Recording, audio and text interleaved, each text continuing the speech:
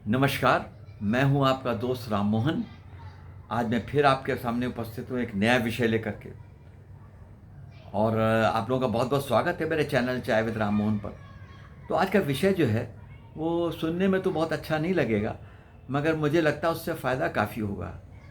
क्योंकि जब तक ये वीडियो ख़त्म होगा, तब तक मुझे उम्मीद है, मेरी पूरी आशा है कि आपके मन से, आपके दिल से थोड़ा डर आपका कम हो जाएगा। आज का टॉपिक है डर, फ़ियर। हम उसके ऊपर बात करेंगे। तो आइए चाय भी पीते हैं और आपके साथ फिर इसके विषय पर हम बात करते हैं। तो देखिए, ये डर बहुत तरीके के हैं संसार में। अलग अलग तरह के लोगों को अलग अलग डर लगते हैं। अलग अलग माहौल में किसी को कोई डर नहीं लगता, किसी को बहुत डर लगता है। तो सब्जेक्ट बहुत बड़ा है, मगर हम कोशिश करेंगे कि आपको हम थोड़ी एक तो बुनियादी बातें आपको डर के बारे में बता दें, जिन्हें आपको जानना चाहिए, तो आप अपने डर को ज़्यादा अच्छे से हैंडल कर सकेंगे। और कुछ मैं आपको टिप्स भी देने की कोशिश करूँगा, जिससे कि आप अपना भय को से अपने डर से आप निजात थोड़ा पा सकते हैं। पूरी तरह नहीं भी हो पाएगा तो कुछ ना फ़ायदा ज़रूर होगा, आई एम वेरी श्योर इसके बारे में।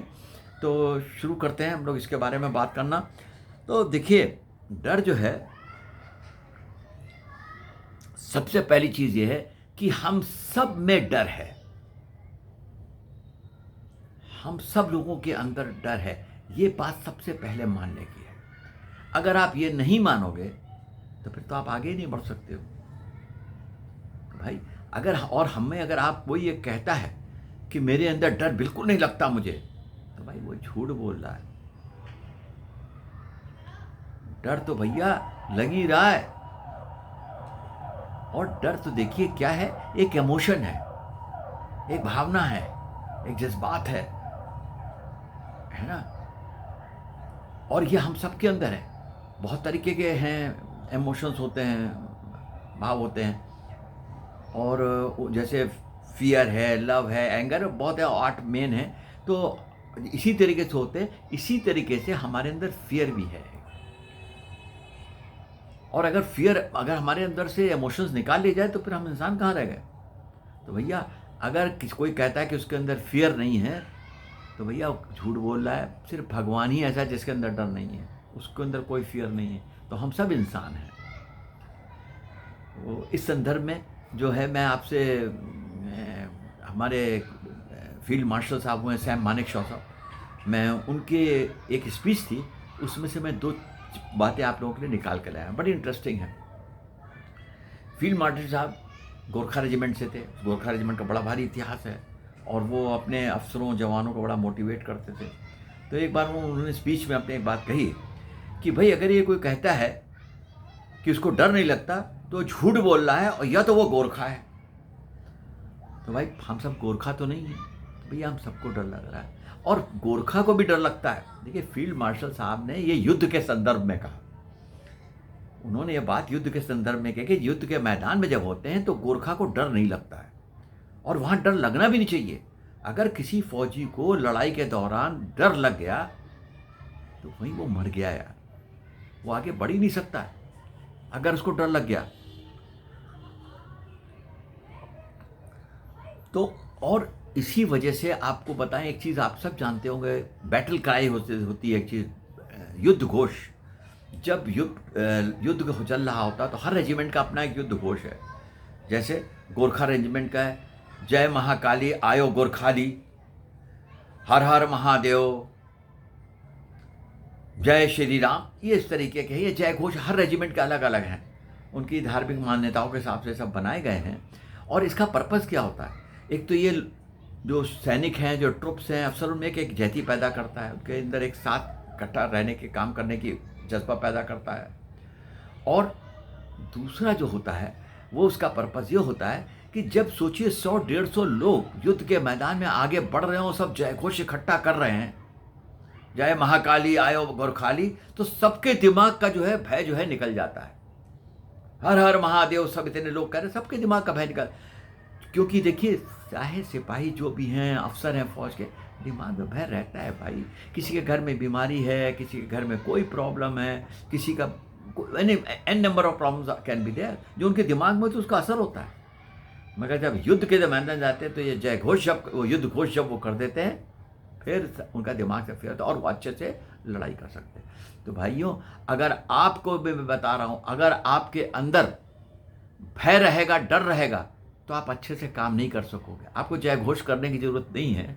आपके लिए कोई जय घोष मैं नहीं बताऊँगा या युद्ध घोष को मैं नहीं बताऊँगा, मगर कुछ चीज़ें आपको बताऊँगा, क्योंकि अगर आपके अंदर भय रहेगा तो क्या करता है, वो निगेटिविटी पैदा करता है, वो आपकी कैपेसिटी को रोकता है। भाई जब हमको रुकना नहीं है, हमें तो आगे बढ़ना है।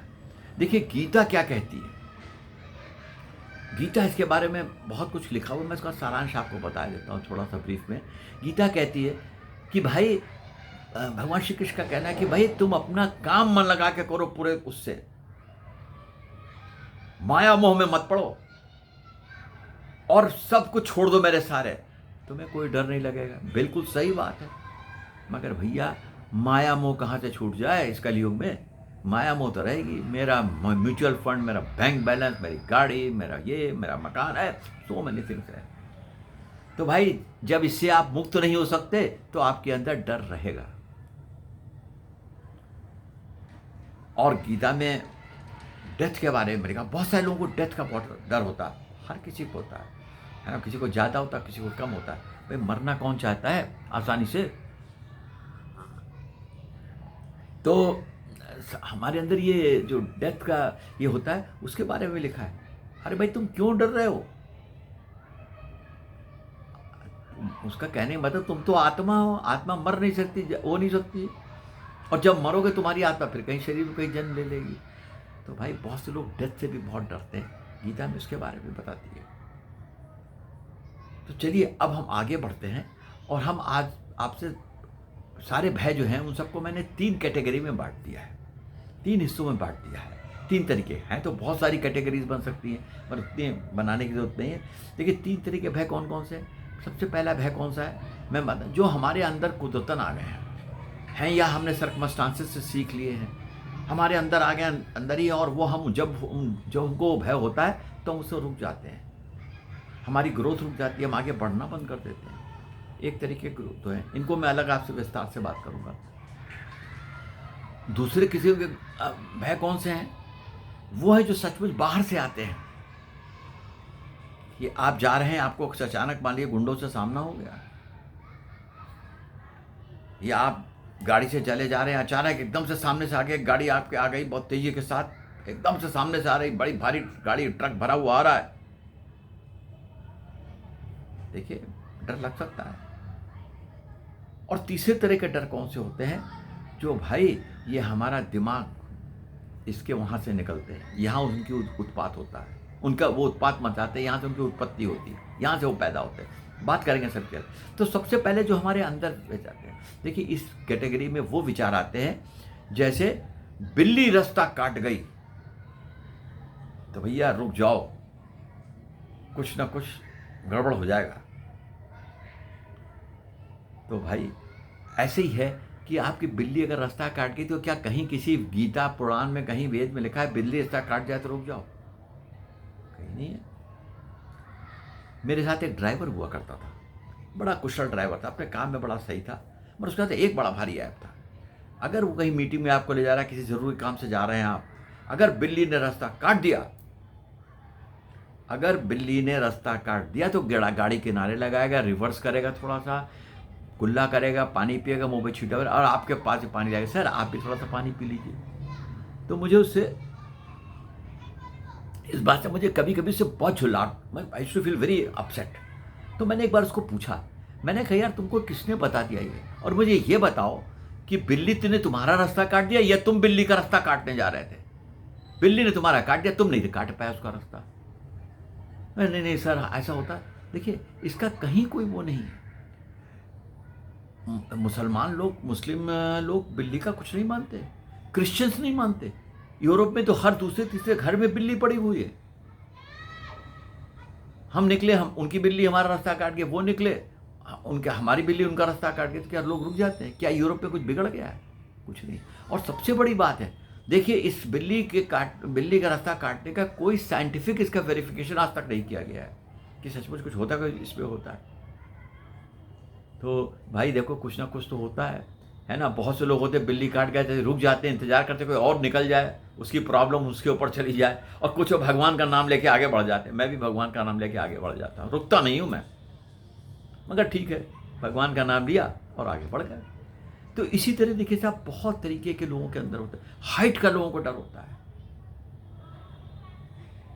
अरे भैया, अगर तुम्हारे अंदर हाइट का डर है तो उसको पाल क्यों रहे हो? अरे आज तुम 1 मंजिल चढ़ो, झांको ऊपर से, फिर 2 मंजिल चढ़ो, थोड़ा झांको, थोड़ा ज़्यादा झांको, 3 झांको, तुम्हारा डर चला जाएगा।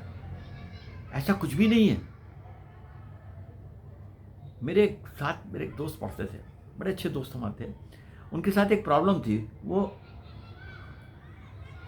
ट्रेन में सफ़र करना नहीं पसंद करते थे।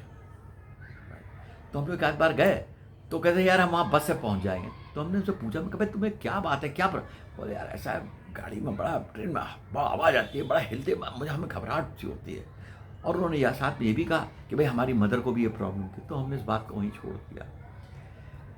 तो देखिए, वक्त ऊपर वाले का निज़ाम देखिए। उनकी शादी हुई, और शादी हुई एक लड़की जो रेलवे में सर्विस करती थी। तो 1-1.5 साल बाद मुलाकात हुई उनसे। तो मैंने उनकी वाइफ से कहा, मैंने कहा भाभी जी, कि आप तो रेलवे में करती हैं, ये तो रेल पे चढ़ते हैं। बोले नहीं, चढ़ने लगे। बोले कि चढ़ने लगे रेल पे। तो मैंने कहा यार क्या हुआ, तुम तो यार इतना हम समझाया तुमने। अरे यार क्या बताएं, उनको 6 पास वो साल में पास, और PTO पता नहीं क्या बोलते हैं, वो मिलते हैं। अब ये हमारे पीछे पड़ गई। तो पहले मुझे थोड़ी कानपुर तक ले गए, लखनऊ से, फिर दोबारा ले गई, फिर तिबारा ले गई, फिर उसके बाद थोड़ा आगे ले गए, ज़्यादा ले गए। अब मैं चलने लगा, यार मुझे कोई दिक्कत नहीं होती। मैंने कहा वाह यार वाह। देखिए, गले पे आन पड़ी तो गाड़ी में बैठने लगे। डर था सिर्फ, और कुछ नहीं था। अभी देखिए, कुछ लोग कॉकरोच से बहुत डरते हैं, खासकर लेडीज़। अगर किचन में कॉकरोच आ जाए तो बहुत ज़ोर से, कुछ लेडीज़ जो इतना ज़्यादा चीखती हैं कि इसका जवाब नहीं, सारा घर हिल जाएगा। तो होता क्या, कोई घर का बंदा जाता है, उसको मार देता कॉकरोच को, चैप्टर इज फिनिश्ड। तो भाई, कॉकरोच से इतना डरने की क्या ज़रूरत है? अरे भाई मेरी बात मानिए, अगली बार जब कॉकरोच आ जाए, किचन में निकल के आ जाए, कहीं आ जाए, तो 2-4 मिनट उसके साथ दाएं बाएं कर लीजिएगा। अरे भाई, आप बैठ के थोड़ा सा सोच लीजिए कि कॉकरोच क्या नुकसान कर सकता है। आपका गला दबा सकता है, आपका मर्डर कर सकता है, आपके अंदर जहर डाल सकता है। नहीं कर सकता है, उसके दम का ही नहीं। आप ये सोचिए इस बात को। तो अगर आ गया तो बजाय अगली बार आए तो चीख पुकार मत मचाना, दाएं बाएं दोनों रखना, उठा के मार देना। 2-4 बार करना, तुम्हें डर लगना बंद हो जाएगा कॉकरोच से। देखिए, फियर पे हमें काम करना चाहिए, हमें निकलना चाहिए उससे बाहर। मैं जहाँ रहता था, बहुत छोटी पुरानी बात है, मैं 5th में पढ़ता था। तो हमें ऊपर लैंड रोड रहते थे। तो 2-3-4 दिन से उनके घर से बड़ी डरावनी सी आवाज़ें निकल के आ रही थी। मतलब कोई परेशान है, चिल्ला। तो हमारे फादर आए ऑफिस से, उन्होंने पूछा भाई इनका आता है क्या? तो हमारी मदर बताए उनकी बहन आई है गाँव से, उनको भूत है आता है उनके ऊपर। तो फादर ने कहा चलो ऐसा कर्टसी जाके मैं भी हाल है। तो मैं भी पापा के साथ, मैं भी चला गया उनके साथ, ऊपर चले गए। तो फादर ने पूछा भाई क्या हुआ, तो बताया। तो फादर ने हमारे बड़े वो प्रैक्टिकल टाइप आए, उनका भाई कहाँ भूत है? उनकी सिस्टर थी, उनसे पूछा। बोले वो देखो वो अंधेरे में वहाँ है, वहाँ भूत बैठा है। तो मैं फादर ने उनसे कहा आपके पास एक लैंप है, ज़रा एक्सटेंशन वायर लगा के लैंप लगा दिया। आप भूत तो नहीं दिख रहा वहाँ पे। देखिए, अब दिमाग में उनके बात क्या थी कि अंधेरे में भूत दिखता है, तो वो और कोनों में अंधेरा देखने लगे। उनकी बड़ी भारी छत थी एक्चुअली, क्योंकि उधर अंधेरा रहता था। तो हमारे फादर को सजेस्ट किया साहब आप लाइटिंग करवाइए इसमें। उन्होंने अच्छी लाइटिंग करा दी, अब भूत उनका ख़त्म हो गया। तो देखिए, सारे डर हमारे यहाँ बैठे हैं, दिमाग में बैठे हैं, हमारे यहाँ की उपज है। इनको ऊपर काम करिए, इनसे निकल के बाहर आइए। Don't live with them. एक और हमारे फैमिली में एक लेडी थी, उनको प्रॉब्लम थी, रात को जब उठती तो उनको लगता था मेरा पैर जो है सांप पे पड़ जाए, नीचे सांप बैठा हुआ है। बड़ी सा प्रॉब्लम थी। तो कोई उठता था, कोई जगाता था, फिर उनको उठ करके रखा गया कि भाई उनको टॉर्च से दिखाई, देखो भाई सांप नहीं, अब रखो पैर, रखती थी। फिर जाके खुद लाइट जलाती थी। 2 बार 4 बार 6 बार किया उन्होंने। फिर उनसे कहा गया भाई अब तो तुमने देख लिया सांप नहीं, अब आज जब तुम्हारे अगली बार सांप की बात आ जाए कि दिमाग सांप बैठे, तो कहना रख देंगे पैर, और रख देना। पैर रख गया, 2-4 बार उनका वो चला गया। तो कहने का मतलब है भाई, आपके अंदर जो भी इस तरीके के डर है उनको प्लीज़ निकाल के बाहर फेंकिए। अगर नहीं हो पाता है तो किसी काउंसलर से मिलिए। Don't live with the fears, आपकी ग्रोथ में असर पड़ जाएगा। अब दूसरे तरह के फियर की बात करते हैं कि बाहर से कोई फियर आ गया है। देखिए, इसके लिए कोई भी एग्जैक्ट फार्मूला आपको नहीं दे सकते, मगर कुछ बेसिक बातें जो हम आपको बताने की कोशिश करेंगे। देखिए, कौन सा फियर कहाँ किस तरह का, अब आप अगर जा रहे हैं, मान लें किसी एरिया में जाना, रात को वहाँ गुंडे निकलते हैं, लूटपाट हो जाती है, आपको मालूम है, तो भाई कोशिश करिए कि वहाँ मत जाइए रात में। बहादुरी से काम नहीं चलता। कोई लोग कहते हैं, अरे हम देख ले, अरे भैया कोशिश करो ना, अच्छा बहुत जरूरी जाना भैया गाड़ी में जाओ, एक दो बंदे और साथ में ले लो, है ना। अगर इसके बावजूद ही मान लो गुंडे मिल जाए, तो भाई अपना धीरज मत खोना। हम अपना होश हवास गुम करने लगते हैं, वो गलत बात है। वो गलत बात है कि हम लोग अपना होश हवास गुम करने लगते हैं। ऐसे होश हवास रखिए, आवाज लगाइए, चिल्लाइए, हेल्प मांगिए, हो सके तो गाड़ी को दाएं बाएं से काट के निकाल ले जाइए। मगर अगर आप अपना होश हवास खो देंगे, अपने अंदर हिम्मत रखिए, अपना कॉन्फिडेंस बढ़ाइए, ताकि हम ऐसी सिचुएशन को हैंडल कर सकें। मैं कीनिया गया था हम, तो वहाँ ओपन सफारी, जंगल सफारी, तो हम एक गाड़ी में, बढ़िया गाड़ी थी, उसमें हम जा रहे थे। तो मैं आगे वाली सीट में साइड में बैठा, ड्राइवर था, तो ड्राइवर ने उतर के उसको सिगरेट पीनी थी, उतर के थोड़ा 10-12-15 फीट दूर वो चला गया, सिगरेट जला करके वो पी रहा था। मैंने पीछे रियर वाले मिरर में मुझे दिखाई पड़ा कि एक दूर पर एक गैंडा बड़ी स्पीड से दौड़ता हमारी गाड़ी की तरफ आ रहा है। तो मैंने बहुत ज़ोर आवाज़ लगाई इसको, ड्राइवर को, पीटर उसका नाम था, पीटर। उसने सुना नहीं, फिर मैं जल्दी से कूद के गाड़ी की सीट पे, उसके ड्राइविंग सीट में आया और मैंने गाड़ी को स्टार्ट कर दिया और गेट खोल के जोर के, पीटर कम, बहुत जोर से आवाज़ लगाई, तो भाग के मैंने उसको बैठाया और मैंने गाड़ी भगा दी। देखिए, अगर इस वक्त मैं घबरा जाता, परेशान होता, तो गैंडे ने शर्तिया हमारी गाड़ी को अटैक करना था। तो भाई ऐसे मौके में हिम्मत रखिए, हिम्मत से काम लीजिए, होश हवास मत गुम करिए, और याद रखिए अगर कुछ आपको बुरा होना तो होकर रहेगा, हिम्मत रखो, उस तो चांस है कि बुरा आपके साथ नहीं होगा। अगर ऊपर वाले ने कुछ लिख दिया है कि तुम्हारे साथ कुछ होना है, अगर वो गैंडे का अटैक हमारे गाड़ी पे लिखा बदा होता तो हो ही जाता, मगर ऊपर वाले ने रखा था, उससे बुद्धि थी, मैं कूद गया, मैंने जल्दी से गाड़ी स्टार्ट कर उसको बैठाया और निकल लिया वहाँ से। और भाई तो एक तरह ऐसी स्थिति में आपको और डर से मुकाबला करने के लिए तैयार है, इससे भागिए मत मुँह चुरा के, जितना भागेंगे उतना दौड़ाएगा वो आपको, सामना करिए उसका। और एक तरीके का और दौर जो हमारे दिमाग में आते हैं, देखिए हमारे दिमाग में थॉट्स चलते रहते हैं और हजारों में आते हैं थॉट्स एक दिन में। कहीं पढ़ रहा था, एक दिन में 50 से 60 हजार विचार हमारे दिमाग से निकलते हैं, गुजरते हैं हमारे दिमाग, 50 से 60 हजार।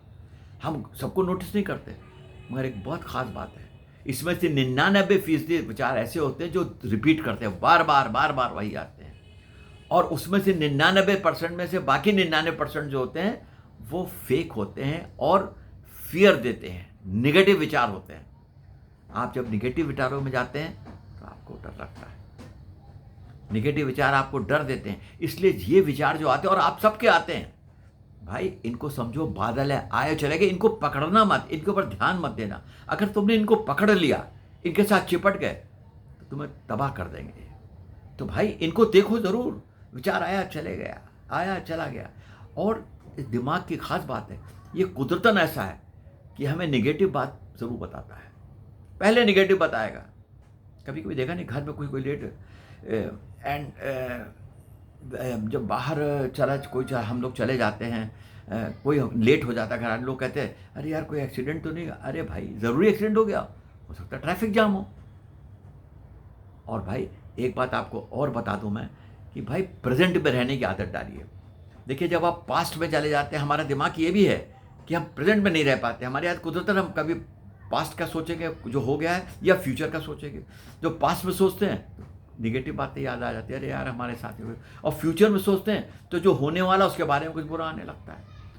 तो भाई ये जो सोचने की प्रक्रिया है ना, हम इसी में डर हमारा पनपता है, जो इमेजिनेशन में रहते हैं, सोचते रहते हैं अरे ऐसा हो जाएगा वैसा। तो भाई ऐसा निगेटिव मत सोचिए।